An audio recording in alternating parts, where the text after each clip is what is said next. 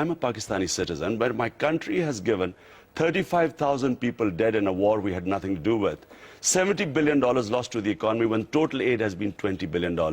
How would I feel that my ally, who we are fighting for, does not trust us, instead comes and conduct the operation itself? How does it help? Should they not have told our government? If it's either it's an ally or it's not an ally. How does it help in terms of the future stability of Pakistan for you to tell the Americans that you want to see them completely out of your country in terms of intelligence cooperation, in terms of their anti-terror activities in Pakistan? You want to cut all ties, and you believe that will lead to greater stability, when the Americans are alleging right now that the ISI, the Pakistani intelligence agency, is actively helping the Haqqani network and other militants do their deeds inside Afghanistan? First of all, if this myth being spun that 4,000 or 5,000 Haqqani Taliban is the reason why the US is not succeeding in Afghanistan.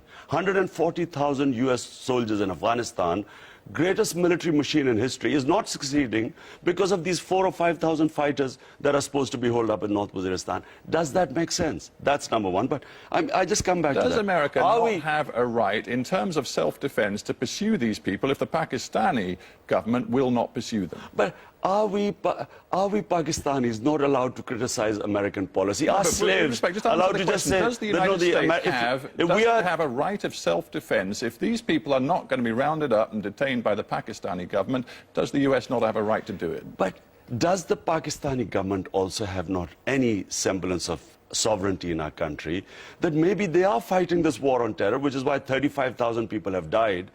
Can they not fight it their own way? Now, their own way brings us back to the quote from David Cameron of last year. Consistently, the Pakistani has looked both ways, he said, on the issue of terrorism. God, if I was the Prime Minister of Pakistan, I would have immediately told them that, look, we will fight this war our own way. We don't want any interference. We don't want your money. We don't want your aid.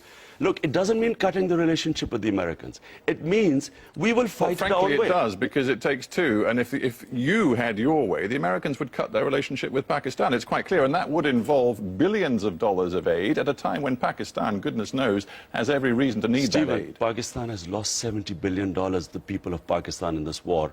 This was published by our own. This current government has published in the Economic Survey. Total aid is $220 billion. This aid is destroying us. Look, I would tell the Americans that what do they want from Pakistan? There should be no terrorism from our soil. That's all they should want. We'll do it our way.